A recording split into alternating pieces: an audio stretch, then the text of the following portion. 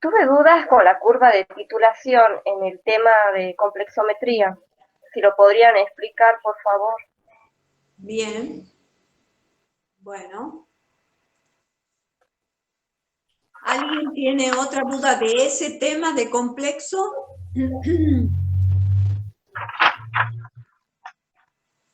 Bueno,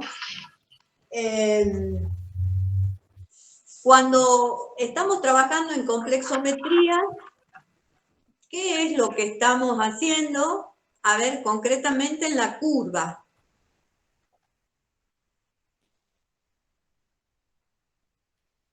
¿Qué es lo que vamos midiendo o determinando para poder hacer una curva complexométrica?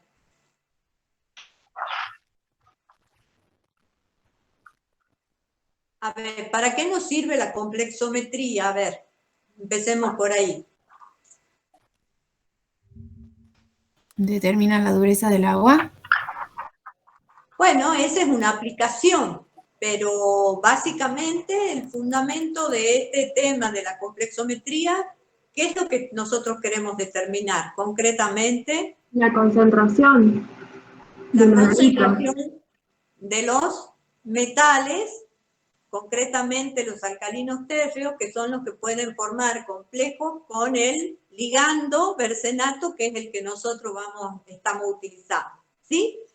La aplicación de dureza de agua es porque justamente en el agua hay iones de calcio y magnesio, ¿sí? Y entonces, estos cationes son los que van a actuar como, digamos, átomo central en ese complejo con el ligando. ¿Bien? Cuando nosotros teníamos una volumetría de neutralización, en neutralización, empecemos, digamos, relacionando para que podamos llegar ahí. En neutralización, ¿qué es lo que valoramos o qué es lo que determinamos cuando hacemos las curvas? Las curvas que hemos estudiado en neutralización. ¿Qué es lo que representábamos en los ejes? El pH y los mililitros. El pH de la solución como consecuencia de la variación, porque estamos agregando o ácido o álcali, según sea el análisis, en función de los mililitros de quién. ¿De los mililitros de quién? De lo que tenemos, ¿dónde? En la bureta, ¿sí? O sea, del patrón, de lo que nosotros usamos como valorante. ¿Se ve Estela ahí? ¿Se ve, chicos? ¿El pizarrón? Sí, profe. Sí, profe. Sí, Bueno, Sí, sí se ve, Ana, sí se ve, Ana, bien. sí se ve. Si fijan la pantalla, ellos van a poder ver bien. Si vemos en neutralización, determinábamos pH en función de los mililitros de valorante. El pH no es otra cosa que el potencial de los iones hidrógenos, ¿sí? Que se lo sacaba como menos el logaritmo de la concentración protón. Supongamos que tenemos una curva de este tipo. ¿A qué les hace acordar este perfil? Que estoy valorando qué cosa y que estoy agregando qué valorante estoy agregando si el perfil de la curva es ascendente. Agrego una base. La base. Fuerte. Muy bien, estoy agregando una base, que es la que me va aumentando el pH de la solución, ¿sí? El pH del medio.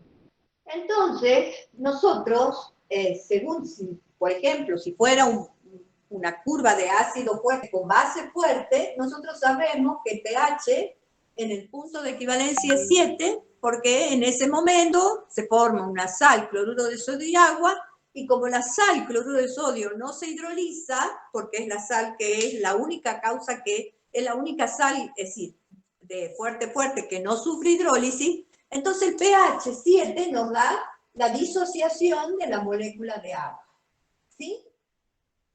En protones y oxidril. Entonces nosotros de ahí sacábamos este valor de pH en el punto de equivalencia. ¿Estamos? Si hubiera sido, por ejemplo, un ácido débil, con una base fuerte, este perfil hubiera sido un poquito menos pronunciado, ¿sí? Y nosotros hubiéramos tenido un pH en el punto de equivalencia superior a 7. ¿Bien? ¿Por qué era mayor que 7 el punto de equivalencia cuando yo estoy trabajando con un ácido acético y le voy agregando hidróxido de sodio? ¿Qué se forma? Porque una disolución básica. ¿Qué sale? La que se forma en el caso de trabajar con un ácido débil con base fuerte. Una hidrólisis básica. ¿Cuál es la que se forma? ¿Un buffer ácido no Bien, es? es un acetato de sodio, ¿no es cierto? ¿Y qué le pasa en el punto de equivalencia?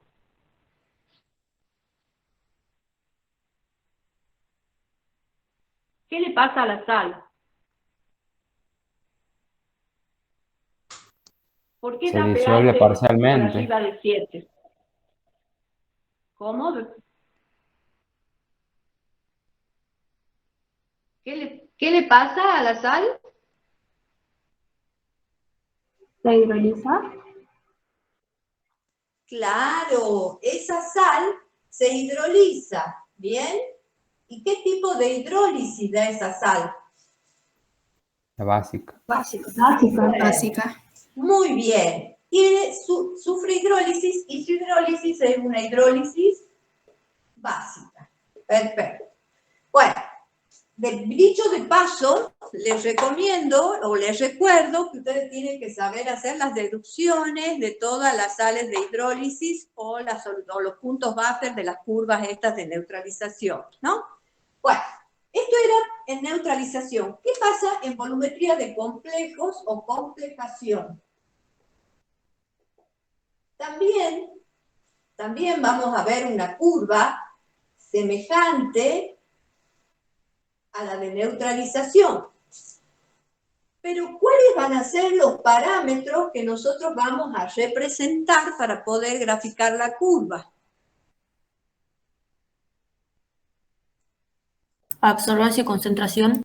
No. Estoy en volumetría. Todavía estoy en volumetría. Esta es volumetría de neutralización y esta es volumetría de formación de complejos. Cuando digo volumetría, las herramientas de trabajo en el laboratorio es la bureta y el Edermeyer, ¿sí? No mido nada, digamos, con instrumentos eléctricos. Uso solo la visión mía para poder leer lo que necesito leer, que es el volumen del valorante, ¿sí? Entonces, en complexo lo que se hace es medir la concentración, hemos dicho. Supongamos que dentro del agua me interese solo calcio. ¿Bien?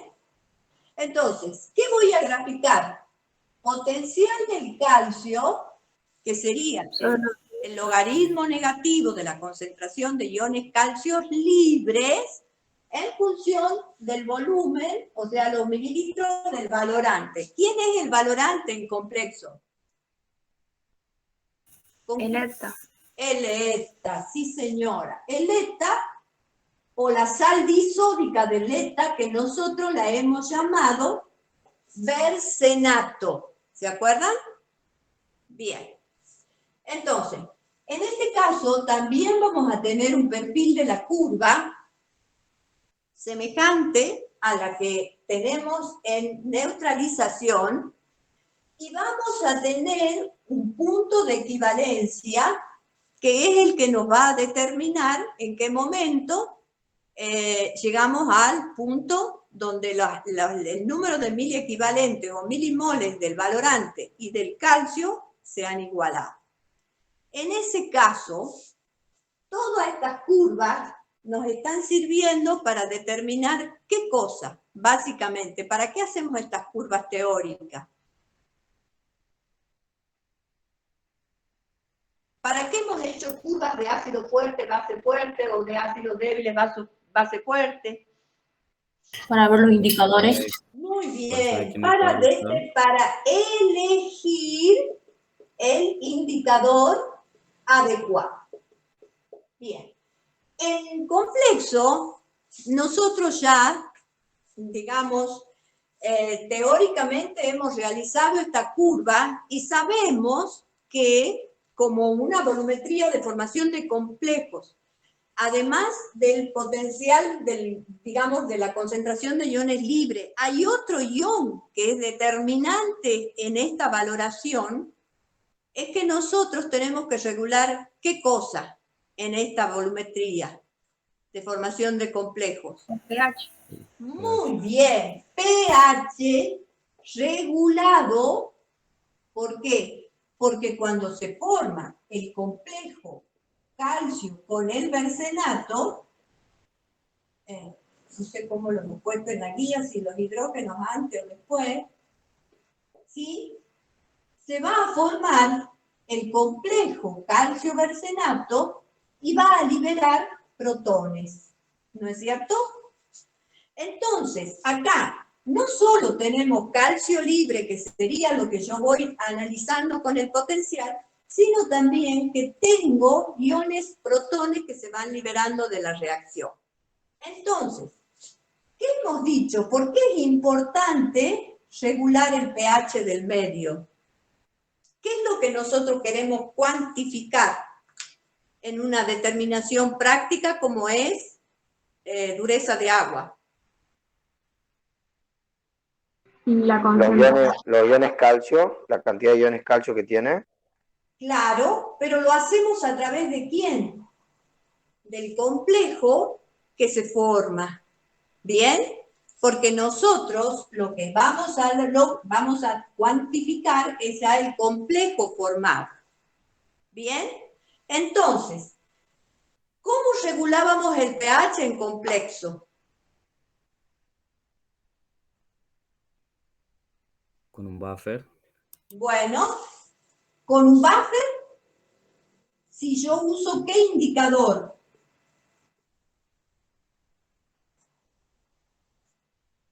¿Para qué indicador usaba buffer?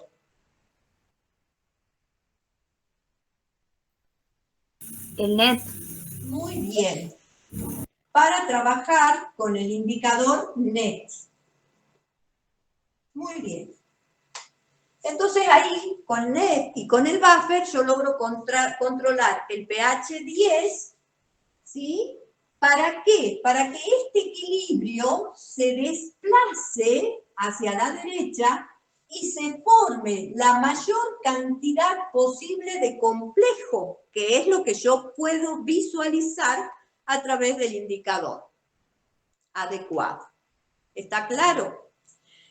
Si yo hubiera trabajado con otra solución, si yo quisiera determinar en una muestra conjunta que tiene calcio más magnesio, si yo solamente quiero determinar calcio, ¿cómo trabajo para asegurarme que lo que yo esté cuantificando sea solo calcio y no calcio y magnesio, que es lo que hago a pH 10? Regulo el pH a 12 con hidróxido de sodio. Perfecto. Con el hidróxido de sodio, yo lo que hago es regular el pH por arriba de 12 y trabajo para ese caso ¿con quién? Con boraxida. ¿Está claro? Bien. Entonces, ¿qué es lo que importa en este tema en particular? ¿Por qué nosotros, digamos, a la curva no le hemos dado tanta trascendencia? Porque en la práctica lo que queremos cuantificar es iones calcio y magnesio.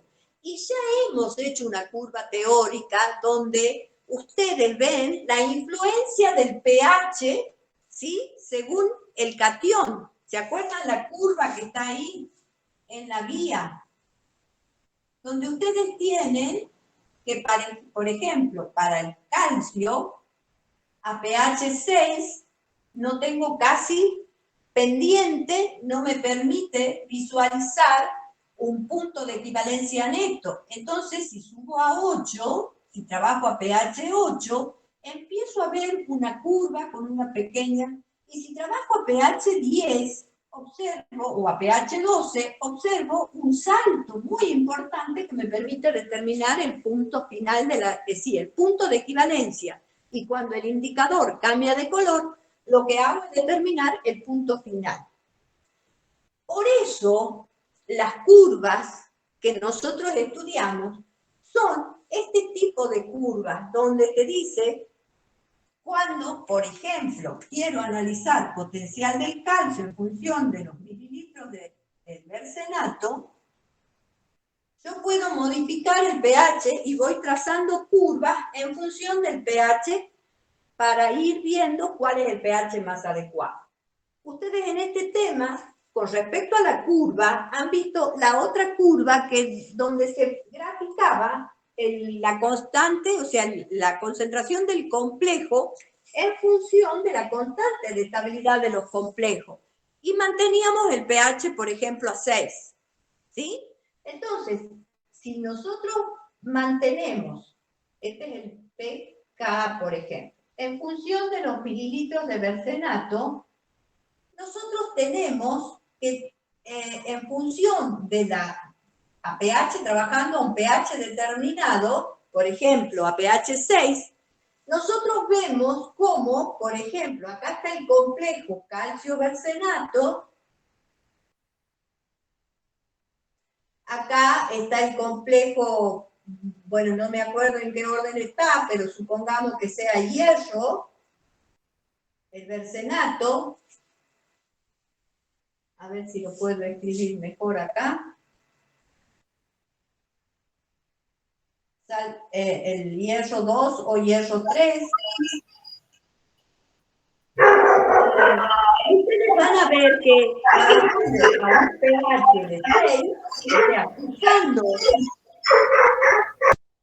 fijando el pH, yo lo que voy a ver es cómo los complejos que se forman con distintos metales, digamos, son diferentes en función de su constante de estabilidad de ese complejo formado.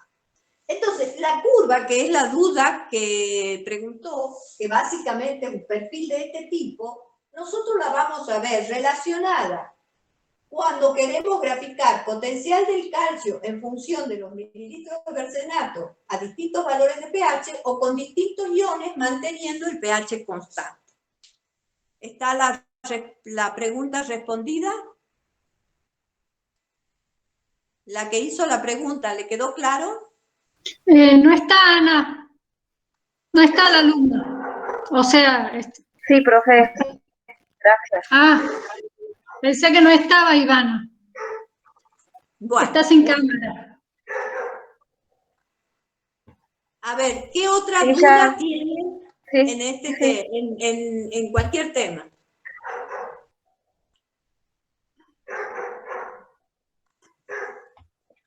¿Voy borrando o hay alguien que quiera preguntar algo de este tema?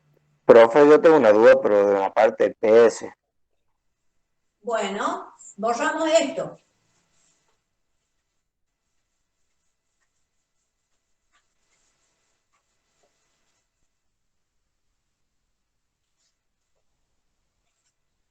Bien. ¿Me puedes contar cuál es tu duda?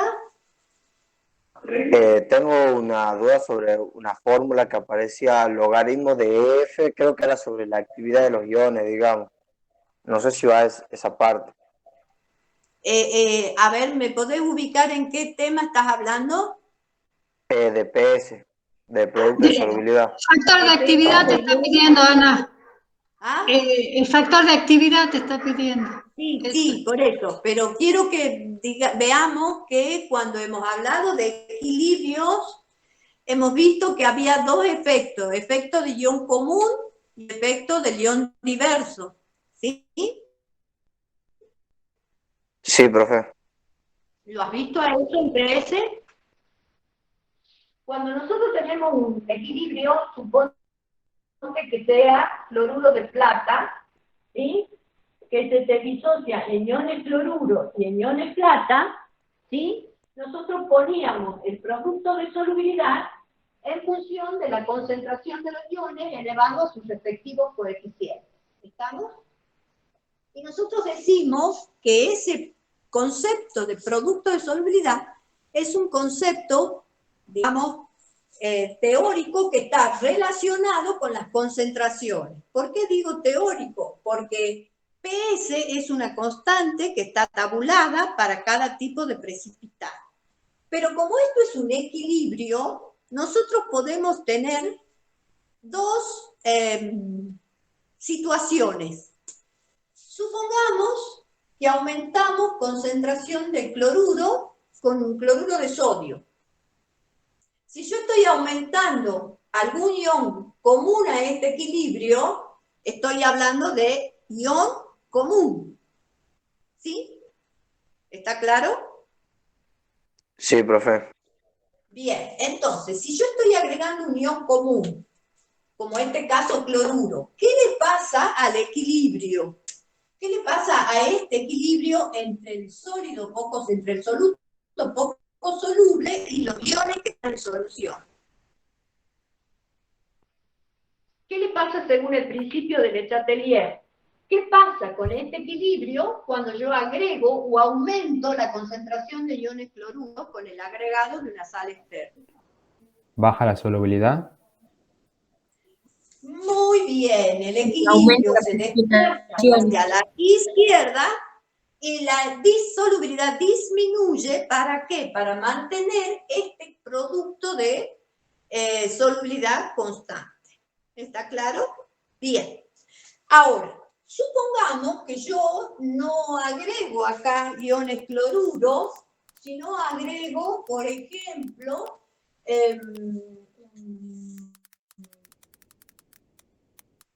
a ver qué podemos poner. Una sal soluble, bueno, o por ejemplo un hidróxido de sodio. ¿Sí? Un hidróxido de sodio. ¿Qué es lo que estoy? ¿Tengo iones comunes acá? ¿A los iones de equilibrio? No. No estoy agregando ni iones plata ni iones cloruro. ¿Bien? Entonces, ¿qué es lo que pasa acá? Esto es un electrolito fuerte, ¿no es cierto? Entonces, ¿qué es lo que está pasando acá? Hay reacciones, de alguna manera, donde la plata es, digamos, atraído por los iones oxidrilo, el catión sodio es atraído por los iones cloruro, y entonces, como empieza a haber una disminución de la concentración, ¿qué le pasa al equilibrio? Se desplaza hacia la derecha. ¿Qué le pasa al equilibrio este? Muy bien. En este caso, el equilibrio se desplaza hacia la derecha. ¿Aumenta o disminuye la solubilidad? Aumenta. Bien. Pero, además de lo que yo veo, que hay iones plata y iones cloruro, también hay sodio y iones oxidrilo. Entonces, en esta situación, donde aumenta la solubilidad porque aumenta la concentración de los iones, más los iones que están presentes, ocurre lo que se llama en química fuerza de interacción electrostática. Es decir, que tiene que ver con cargas eléctricas. ¿Bien? Entonces, cuando empieza a aparecer estas fuerzas de atracción, nosotros vamos a decir que la concentración, supongamos, de iones plata o la concentración de iones cloruro que estamos analizando, no es totalmente la que está en la solución, sino que hay interferencias y en vez de hablar de concentración, hablamos de actividad. Y la representamos con la palabra A. La A, subíndice de la plata, la A, subíndice de iones cloruro. ¿Qué quiere decir esto? Que cuando empieza a haber interacciones eléctricas, no todos los iones que están en la solución están prontos a reaccionar, están dispuestos a reaccionar. Entonces, en vez de trabajar con concentración, yo tengo que trabajar con actividades. ¿Bien? Entonces, cuando ustedes trabajan con actividades, tenemos que tener en cuenta lo que llamamos factor de actividad. Pero, en la práctica, nosotros, y para que ustedes no se confundan, trabajamos con una situación ideal donde decimos que idealmente la cantidad de iones que están presentes no intervienen, digamos, entre sí, y nosotros consideramos que es como si fuera una solución diluida. Quiere decir diluir. Quiere decir que no consideramos estas fuerzas de interacción. Por eso, cuando ustedes trabajaron en la práctica con PS, trabajamos directamente con las concentraciones y no con las actividades. Porque a su vez, la actividad está definida como. ¿Cómo está definida la actividad? Ese es el factor. El factor de actividad con la concentración real. ¿Entienden? Para no hacernos lío, para que a ustedes en su cabecita, y porque además trabajamos con compuestos, ustedes en el suelo trabajan con la mayoría de los compuestos muy poco solubles. Quiere decir que como son tan poco solubles, hay poca concentración de iones. Y si hay poca concentración de iones, yo puedo trabajar como si fuera una concentración diluida, y entonces no tengo en cuenta la actividad. ¿Estamos? Como no hemos trabajado con el primer tema, que es electrolitos, soluciones, digamos, de equilibrio iónico, perdón, en soluciones acuosas, que eso lo han visto en química básica, entonces no vamos a trabajar con este tema. Ustedes quiero que aprendan a trabajar en PS con la concentración, no con la actividad. ¿Me entendieron? Sí, profe, sí le entendí. Bueno, bien. ¿Qué otra consulta tiene?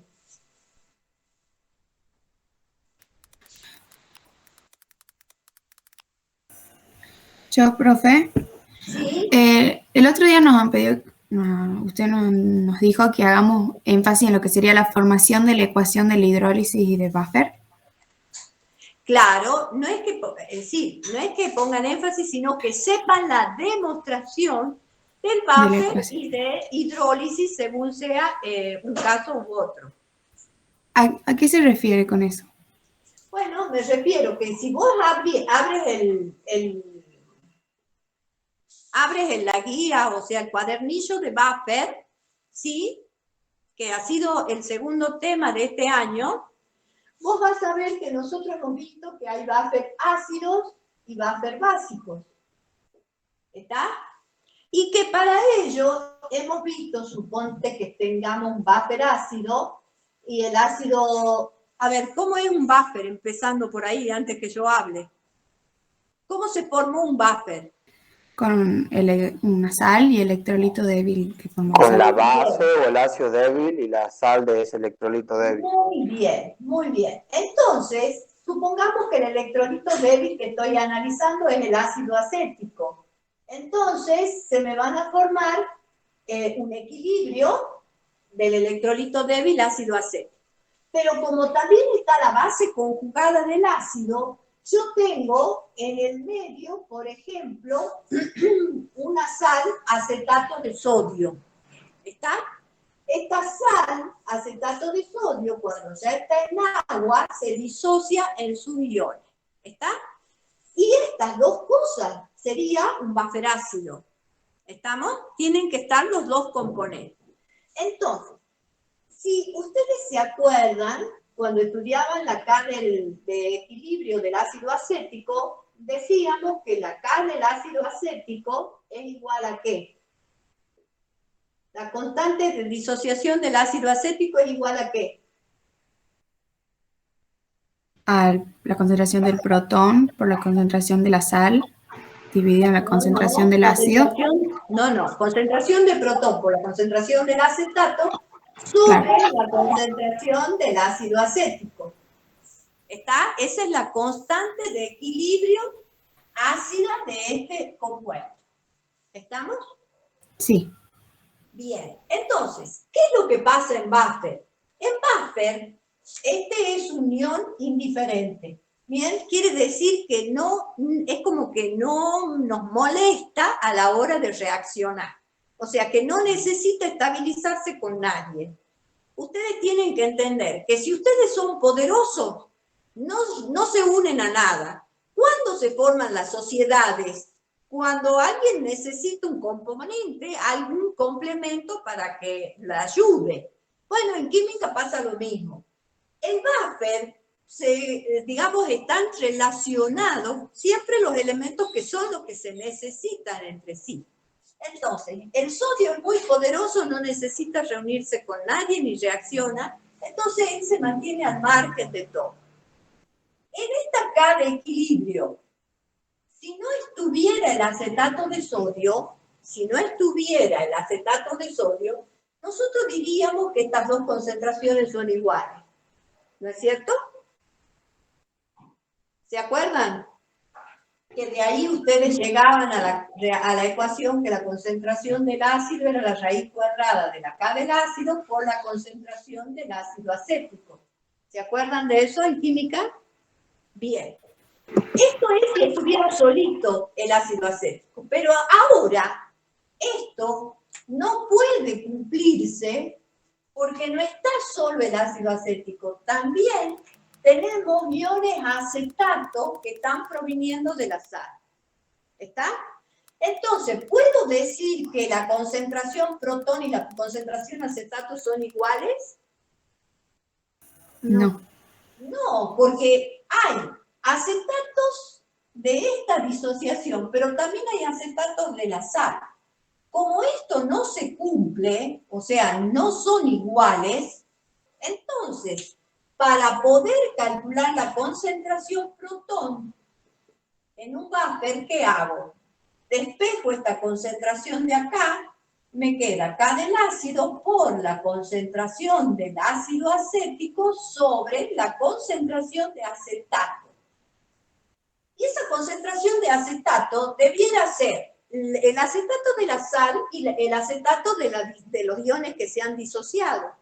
Pero como este es mucho más importante que este, porque esto es un electrolito débil, ¿bien? Nosotros ponemos acá que el acetato es los iones que provienen de la sal. Y esa sería la demostración del buffer. Y esta sería la justificación porque yo no puedo igualar, ¿no es cierto?, las concentraciones y por eso la reacción, la ecuación del buffer me quedaría como de esta manera. ¿Está claro eso? Sí, profe, gracias.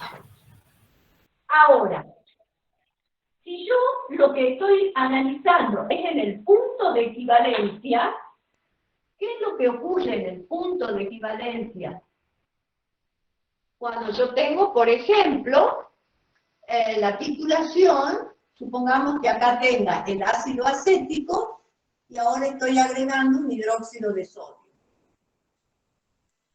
¿Qué pasa cuando los miliequivalentes se igualan? El ácido acético con el hidróxido de sodio reaccionan totalmente para darme ¿qué?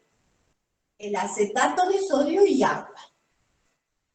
Cuando se igualan los miliequivalentes, quiere decir que todos los milimoles o miliequivalentes del ácido reaccionan con los milimoles o miliequivalentes de la base, yo tengo esta sal. ¿Sí? Entonces la pregunta es, ¿cómo calculo el pH del medio?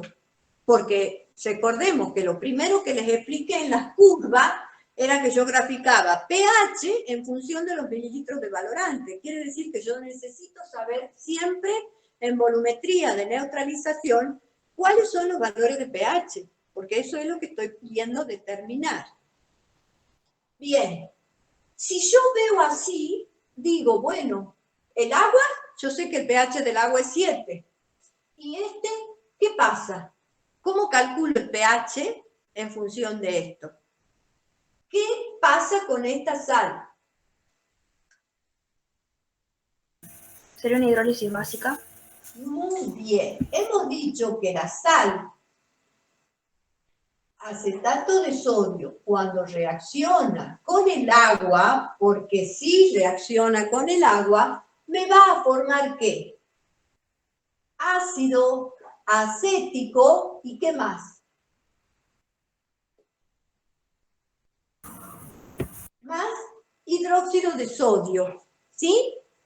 Quiere decir que acá hay una reacción de hidrólisis. Quiere decir que hidro quiere decir que ha actuado el agua. Y lisis, que se ha roto esta molécula. Entonces, ¿qué es lo que pasa acá? Si nosotros trabajamos de manera iónica, que es lo que hemos hecho en la guía, nosotros decimos que el acetato, cuando reacciona con el agua, me da ácido acético más iones oxidrilo. ¿Por qué? Vuelta, porque el sodio vuelve a ser indiferente. Por eso no lo tengo en cuenta. Y hago la ecuación en forma iónica. ¿Está? ¿Me siguen? Sí, sí. Sí, profe. Bien. Entonces, acá tengo una K de hidrólisis. Water con W, por eso se llama constante de hidrólisis. Entonces, ¿qué es lo que tengo yo acá? Que aplicar la constante de equilibrio, que las conozco, la constante de Bulber y Bach, que me va a quedar igual a qué. Acá W va a ser igual a qué, acá. ¿Cuáles son los productos? La concentración del ácido por la concentración de la base del oxidrilo sobre la concentración de iones acetato. ¿Estamos? Ana, fíjate, has puesto KW ahí arriba. Ah, Es KH. KH. Gracias, Gordon. ¿Está bien? Gracias. KH. Entonces, ¿sí? Ahora me queda, como este es el único equilibrio que está presente, yo puedo decir que esto y esto son iguales, ¿sí? Que esta concentración de ácido débil y los iones oxidrilos son iguales.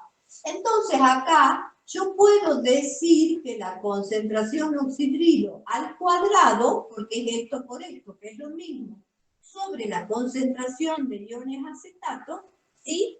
Me queda la expresión de KW. Y de allí y de acá voy a hacer dos cosas. Una, ¿qué vamos a hacer? Despejar la concentración oxidrilo, que me va a quedar igual a qué.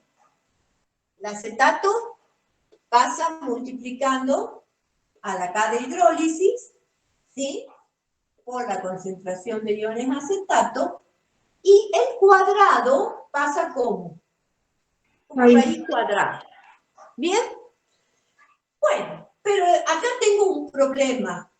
Tengo un problema porque la K de hidrólisis no está tabulada como la tenemos tabulada a la PS, a la constante del ácido, a la constante de la base, porque son muchas las combinaciones que se pueden establecer. Son muchas porque dependen de las concentraciones, de la temperatura. Entonces, ¿qué se hace?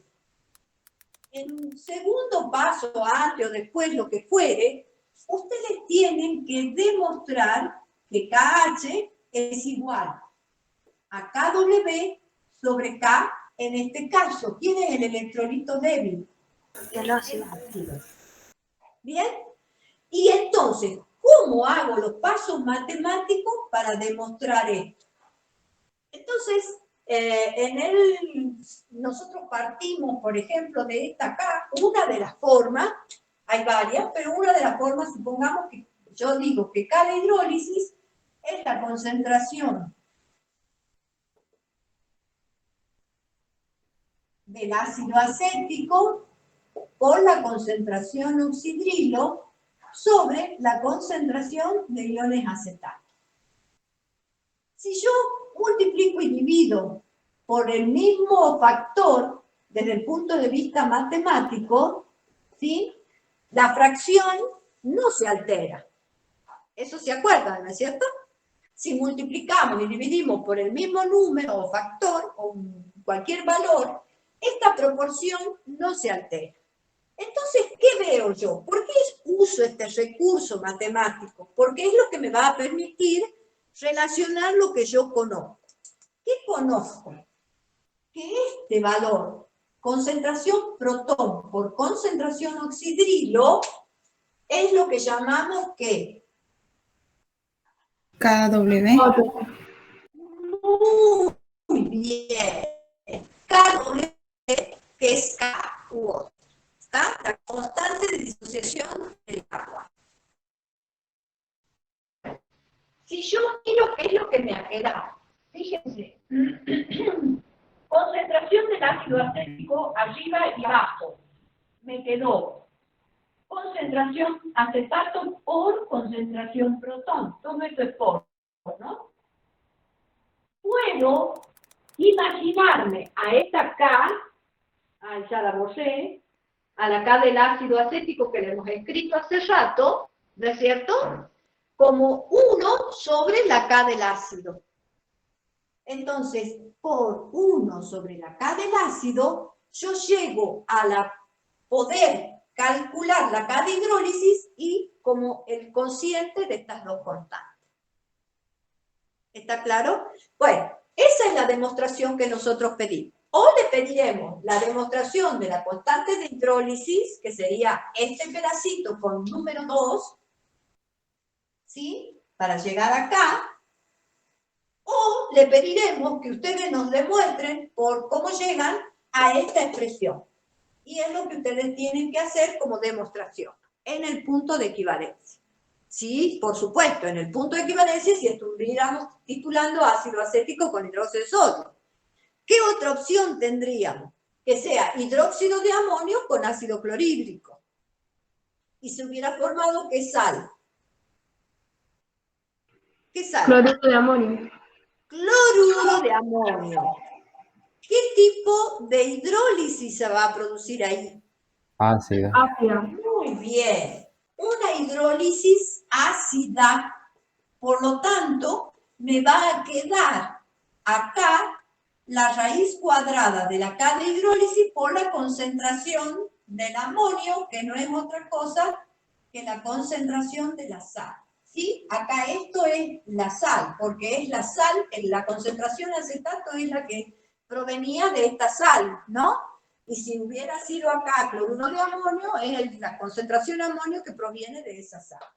Y ustedes tienen que hacer los mismos pasos para llegar a esta ecuación. Eso es lo que les pedí. ¿Está claro? Sí, profe. Sí, profe. Sí, profe. Bueno. Bien. ¿Quieren ver un rato, copiar o borro y seguimos? Profe, ¿esos serían los puntos a desarrollar del parcial, de la prueba?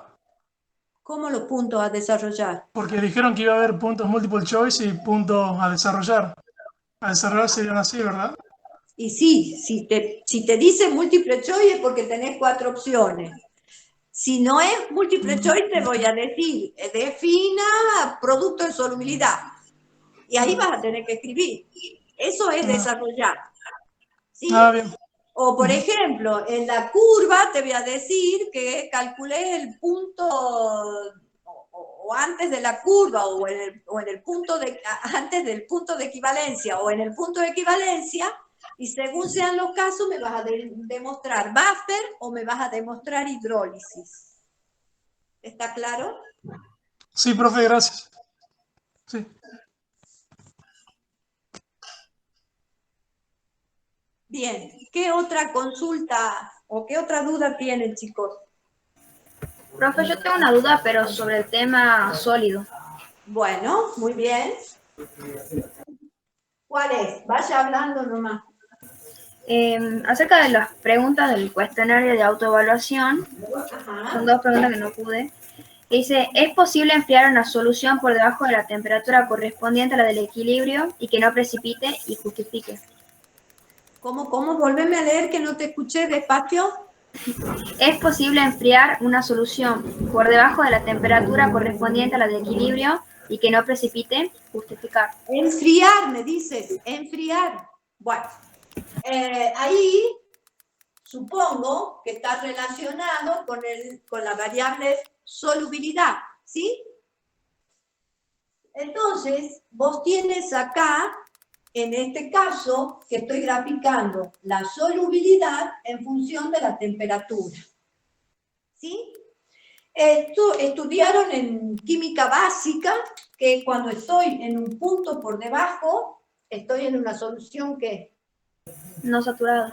Bien, si estoy sobre la curva... Saturada. Y si estoy por arriba de la curva...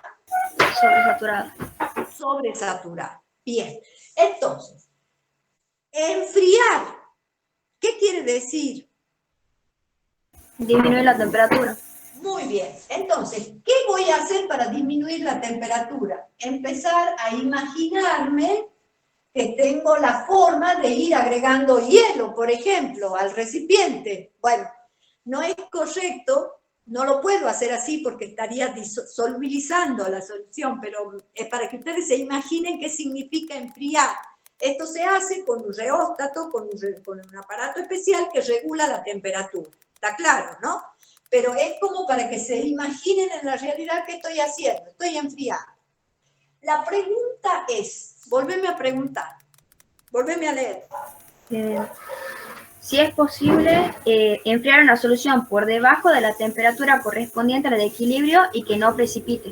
¿Cuál es la temperatura de equilibrio acá? ¿Dónde tengo equilibrio en esta curva?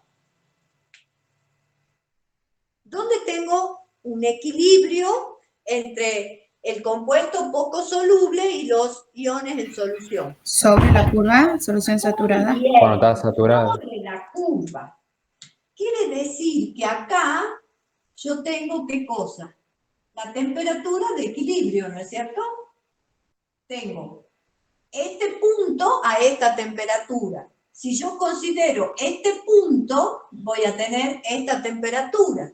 Si yo considero este punto, voy a tener esta temperatura. ¿Por qué?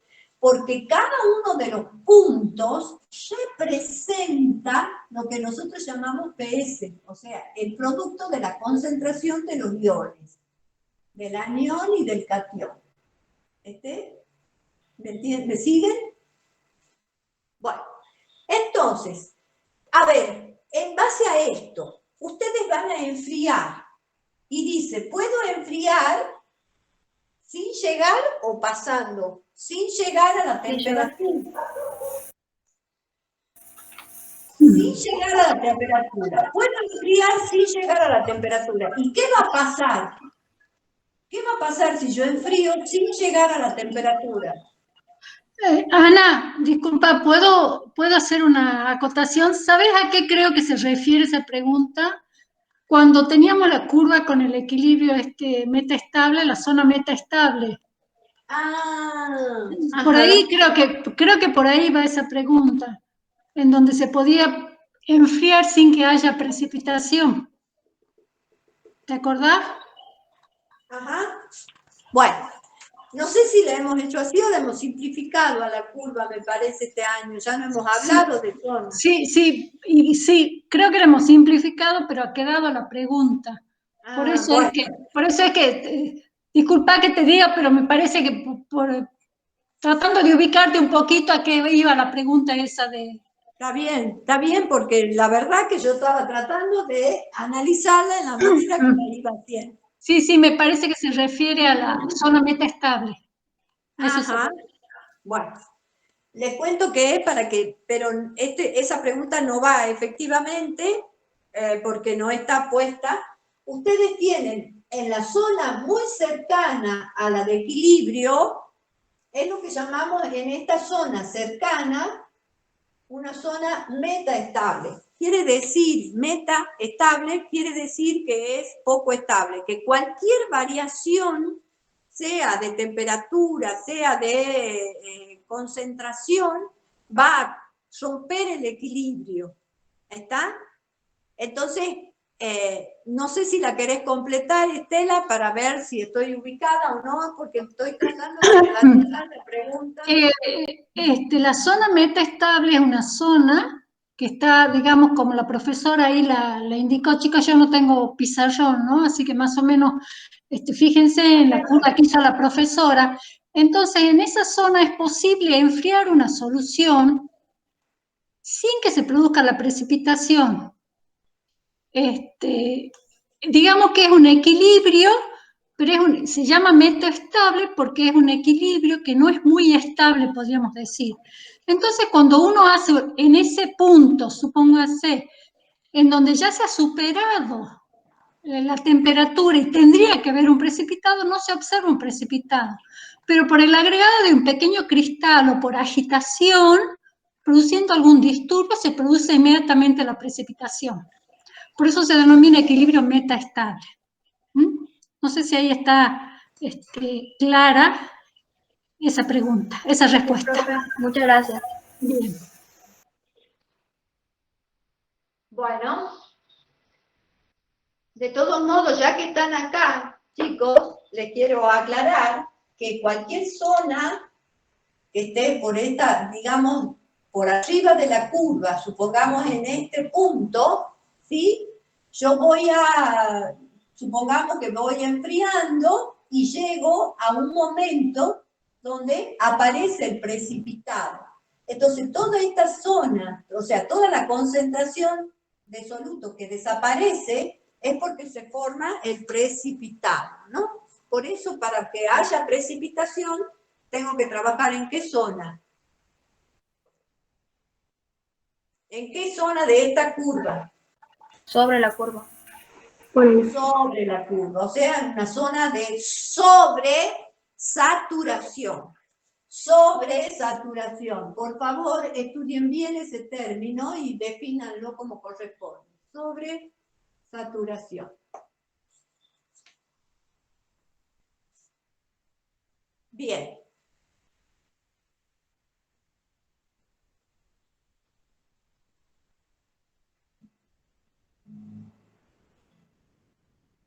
A ver. ¿Qué otra cosa?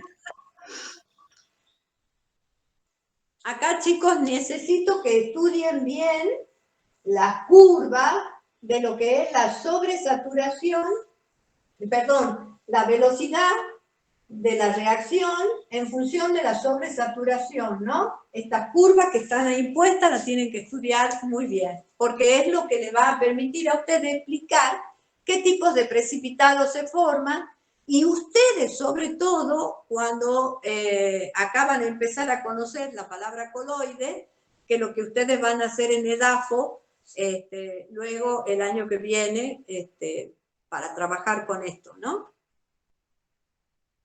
Siempre que sigamos con una agricultura sustentable en el suelo y no una hidroponía, ¿no? Porque ahí se nos rompen todos los esquemas. Profe, y una duda más acerca de los coloides, las dos fases. No me quedaban muy claro, de la fase continua y la otra dispersa.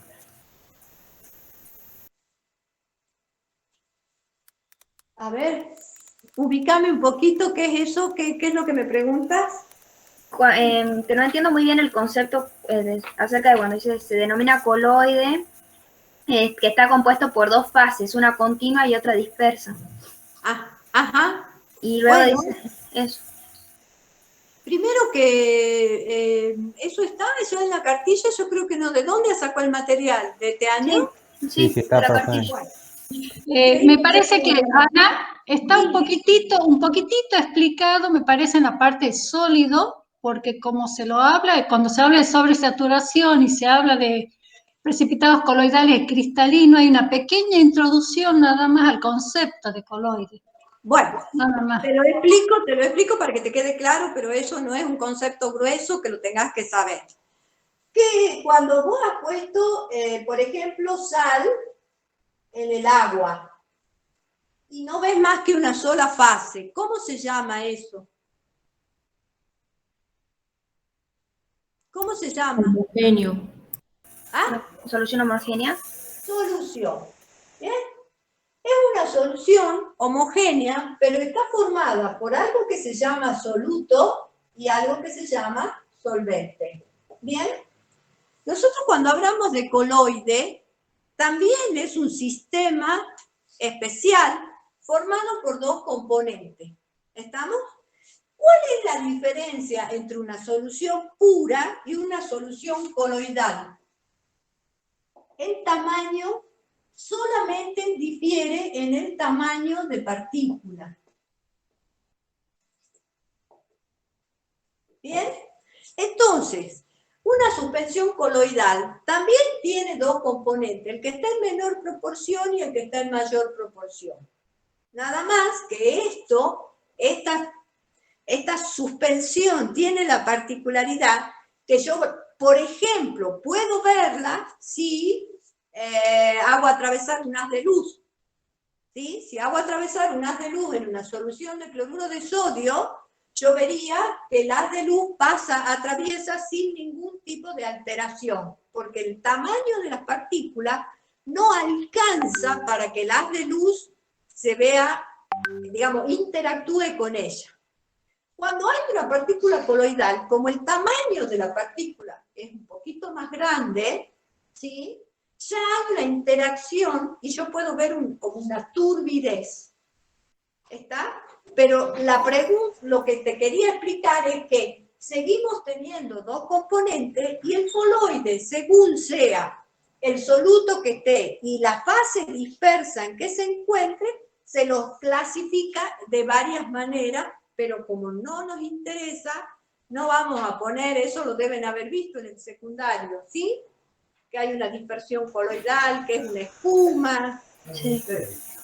¿Ah? Bien, profe. Sí, Bueno. gracias. O sea, profe, no lo estudiamos a eso, ¿verdad? La parte coloide, el concepto. No, lo que vos necesitas saber, ¿sí? Que el coloide, digamos que se van a formar precipitados de tipo coloidal, ¿sí? O sólidos o cristales de mayor tamaño. Porque si seguimos en el orden de los tamaños, las soluciones verdaderas son las muy pequeñitas. Las partículas de tamaño coloidal tienen un valor intermedio que, hacenme acordar, Gorda era 0,01 micrón, no me acuerdo en este momento. Y las que son ya visibles a simple vista, visibles a nosotros, se llaman precipitados cristalinos. ¿Bien?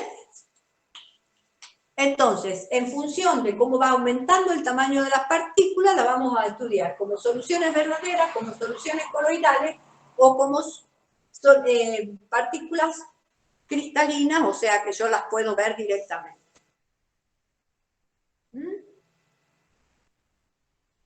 La formación de los precipitados, en la formación de los precipitados, podemos llegar, si yo estoy formando un precipitado, supongo que yo estoy haciendo,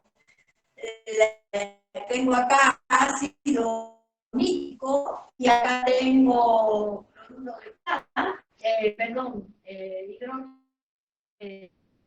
hidróxido de plata. A ver, no, ácido nítrico no, ácido clorhídrico, por ejemplo, y acá tengo un hidróxido de plata. Cuando yo vaya agregando el cloruro sobre los iones plata, se va a ir formando primero una suspensión coloidal, porque van a ir formando una turbidez. Bueno, este es un mal ejemplo, porque el cloruro de plata prácticamente a cualquier temperatura es coloidal, pero si yo agregara mucha cantidad, podría, bajo ciertas circunstancias, obtener precipitados cristalinos. Esas ciertas circunstancias sí la tienen que estudiar. Tienen que saber cómo, dentro de esta curva de velocidad de reacción, en función de la sobresaturación, que ustedes van a ver que acá hay una curva de crecimiento de las partículas y acá una curva de nucleación y acá de crecimiento. Yo, a partir de un determinado punto, voy a decir que a sobresaturaciones bajas favorezco el crecimiento. En cambio, a sobresaturaciones altas voy a favorecer la formación de muchos núcleos. Entonces ahí tengo formación de precipitados coloidales. Léanlo bien, cualquier consulta por el chat pueden hacer la consulta que corresponde. ¿Cómo dijo, profe, lo último de los núcleos? ¿Se forman muchos núcleos? Cuando la sobresaturación es alta, quiere decir que yo estoy trabajando en una zona de mucha concentración de soluto, por ejemplo, y no agito, porque la agitación en la parte práctica lo que hace es evitar que se concentre mucho la solución en un punto. La agitación, ¿qué es lo que hacen ustedes? ¿Por qué agitan cuando agregan azúcar al café? Porque tratan de aumentar la solubilidad, ¿no es cierto? Y lo que hacen es evitar que se concentre en un solo punto, homogeneizan la solución. Si yo estoy en esta situación, se empiezan a formar muchos pequeños núcleos, y esos pequeños núcleos tienen el tamaño de una partícula coloidal. Esos pequeños núcleos tienen el tamaño de una partícula coloidal. Por eso digo que a sobresaturaciones altas favorezco la nucleación, quiere decir la formación de precipitados coloidales.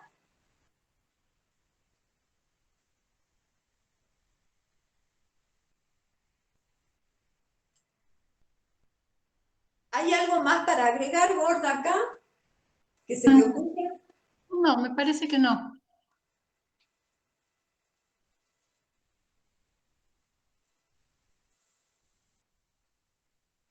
Bien, los 7 más que no los veo. ¿Ninguno tiene otra duda? Acaba de ingresar una alumna, Belén Plaza, Ana. Ah, mira. Pero no se la escucha ni se la ve.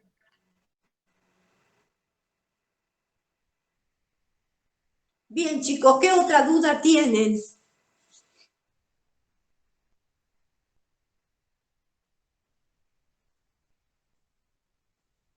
Bueno, hasta que ustedes se acuerden, yo les voy contando. He preparado un temario muy reducido, es decir, no muy reducido, un temario con lo que yo ya les había propuesto en la reunión que tuvimos la semana pasada.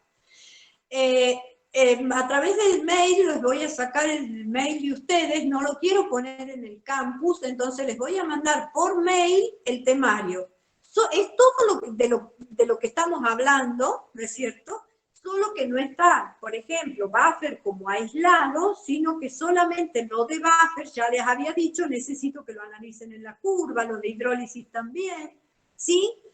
Temas que son gruesos y que ustedes tienen que saber sí o sí para poder seguir cursando las materias, ¿no? Que todo lo que está, todo el material está como PDF y en clases, en las clases de video o como PDF o como Power, ¿sí? O sea, todo lo que le pedimos está en el campo.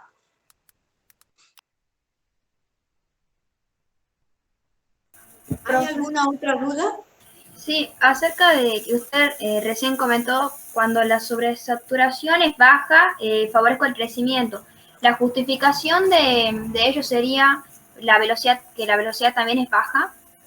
Mira, acá muy buena tu pregunta. Muy buena tu pregunta, no sé quién es la que habla.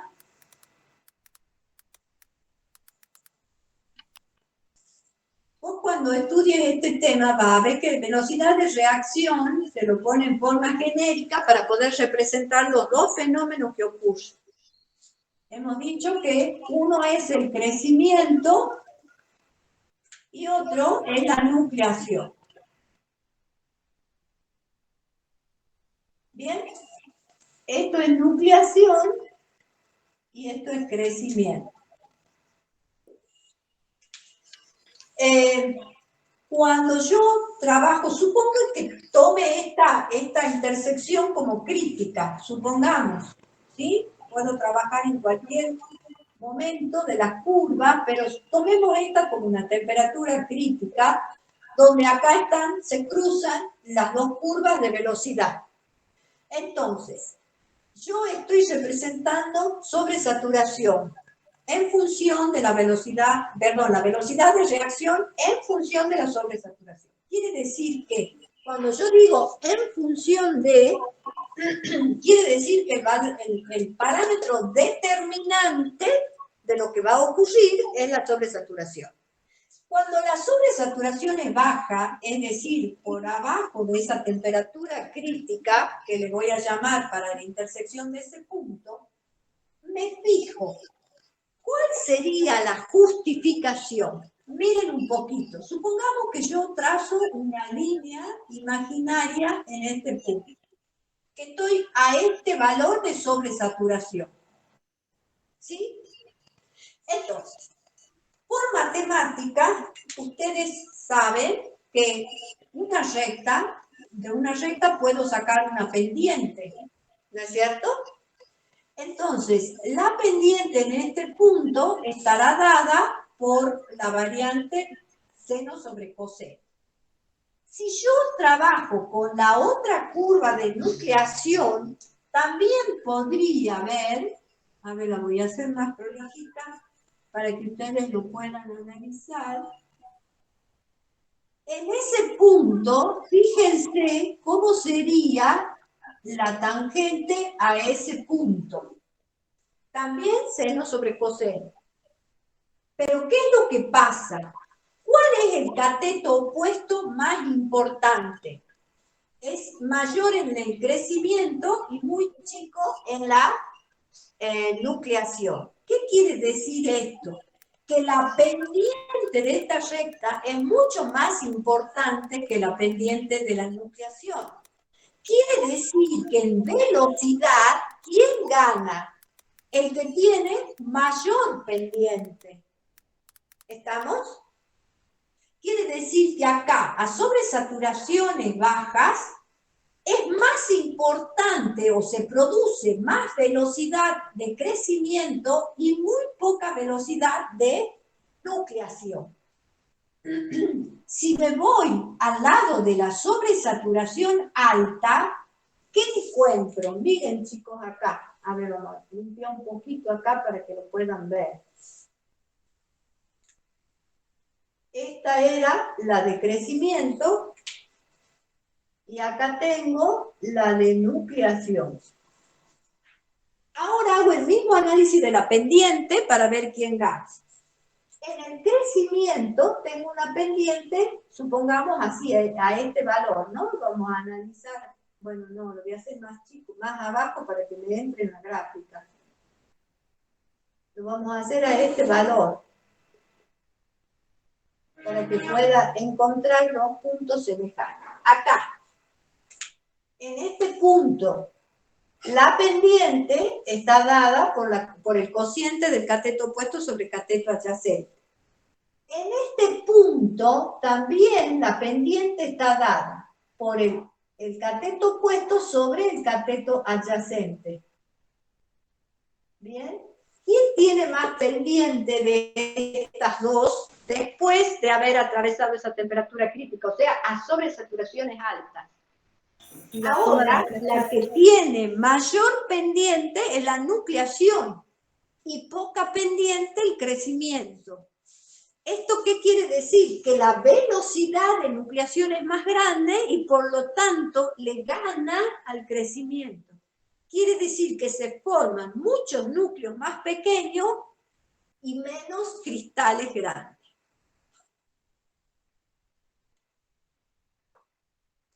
¿Se entiende? Sí, profe, muchas gracias. Entonces, la pregunta que te hago yo a vos es, si yo quiero obtener precipitados cristalinos, o sea, precipitados grandes, ¿a dónde me conviene trabajar? ¿En qué zona de esta gráfica? ¿A sobresaturaciones bajas o a sobresaturaciones altas? Una sobresaturación baja. Y si yo quisiera que se formen coloides en vez de cristales, ¿qué voy a tener que, en qué zona voy a tener que trabajar? En la sobresaturación alta. En sobresaturaciones altas. Chicos, por eso les cuento, esto es relacionado con lo que ocurre en nuestra formación del suelo. Cuando ustedes han leído la teoría de formación de los suelos, saben que ha habido muchas masas o volúmenes grandes de masas y de grandes temperaturas, grandes movimientos geotérmicos, que es el que ha formado durante la evolución los suelos, ¿no es cierto? Eso lo van a ver mejor en EDAFO. Entonces, como las concentraciones eran y las temperaturas, la zona de sobresaturación era muy alta, es que se han formado mucho más coloides. En cambio, en el centro de la Tierra, ¿qué tenemos abajo del coloide en el suelo? Las rocas madres, que son cristales, digamos, son zonas gruesas son cristales rocosos que son las que han formado el suelo. Bueno, eso lo van a ver en EDAFO, no se preocupen, acá lo que nos interesa es que ustedes sepan interpretar cómo favorezco un fenómeno u otro y qué tengo que hacer en el laboratorio para favorecer o esta situación o esta situación. ¿Está claro? Bueno, muy bien.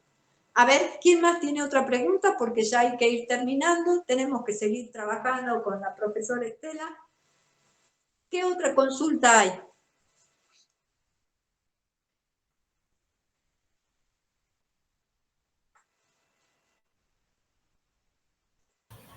Profe, en espectroscopía de emisión, más que nada van las definiciones, ¿verdad? No te escucho. ¿Qué me preguntas? En espectroscopía de emisión, digamos, Sí. fotometría de llama, Sí.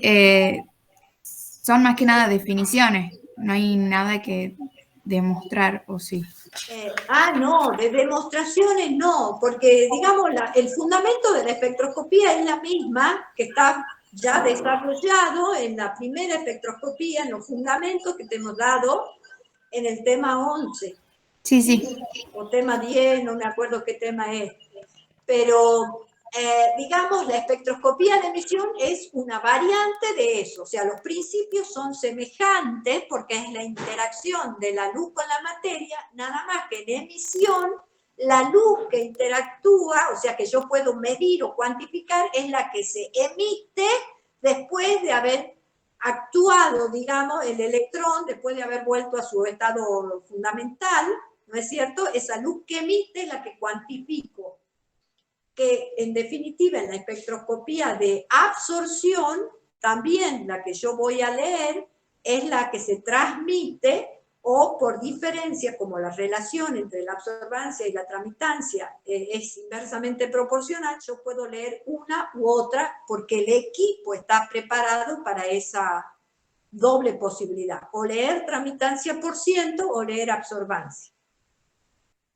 Acá en espectrofotometría de llama tienes que saber muy bien cuál es el fundamento, por qué la interacción, o sea, por qué cuando yo caliento frente a la llama, a la muestra, qué le pasa durante el proceso, ¿sí? Y cuando emite, ¿no es cierto?, ¿cómo lo leo? Entonces el aparato es importante, las partes que componen el instrumento es importante, el fundamento y los errores.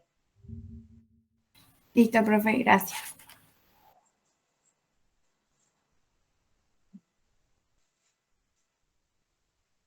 Bien. ¿Hay alguna otra?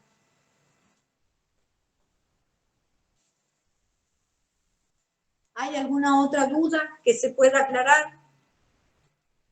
Profe, hola, buenas tardes, perdón por ingresar tarde. En la parte de los precipitados, la parte de la contaminación, en la coprecipitación, la oclusión no me queda claro. Bueno, supongamos que se están formando los precipitados. Para que se formen los precipitados, estoy en una zona sobresaturada. Eso ya lo has visto. Vos estabas cuando hablé de la gráfica, ¿no? Sí, sí está. Bueno, o sea que quiere decir que estoy en una zona donde ya las condiciones están para que se formen precipitados. ¿Qué quiere decir? ¿Cuál me has preguntado vos? De la oclusión. Bien. Cuando se va formando el precipitado, ¿no es cierto? Bueno, voy a hacerlo así, digamos. Puede ocurrir que precipiten dos iones de muy parecido diámetro, digamos, porque suponte que esté formándose una partícula y que haya dos iones muy parecidos. ¿Bien? Entonces, cuando se va formando la red cristalina durante la precipitación, los fenómenos que ocurren, como digamos son fenómenos físicos que se van precipitando, por ahí puede haber un cristal que yo estoy formando y porque tenga el mismo diámetro se ha incorporado, se ha formado un cristal mixto, que es la mayoría de las cosas que ocurren cuando ustedes estudian en edafología la parte de las rocas, ¿no? La mayoría de las rocas se han formado donde hay varios minerales juntos por este fenómeno. Pero ¿qué ocurre? También ocurre que haya, supongamos, una partícula de menor tamaño y que durante la formación ha quedado atrapada en esa red. ¿Sí? Porque se van formando los precipitados. Acuérdense que cuando hablamos del suelo, no hablo de una precipitación de un segundo, ¿no? ¿Cuántos siglos han pasado? O sea, ¿cuánto tiempo ha pasado hasta que se ha formado la estructura? Entonces, cuando ocurren estos fenómenos, puede quedar una partícula como atrapada dentro. A eso se llama oclusión, queda ocluida, queda metida dentro del precipitado. Ah, bien. ¿Hay algo más, Gorda, que quieras aclarar de esto? No, me parece que quedó claro. Bueno. ¿Quedó claro, Belén? ¿El concepto de oclusión? Sí, la entendí. Y ahí tenés los dos tipos, por absorción o por... exactamente. Bien. Sí.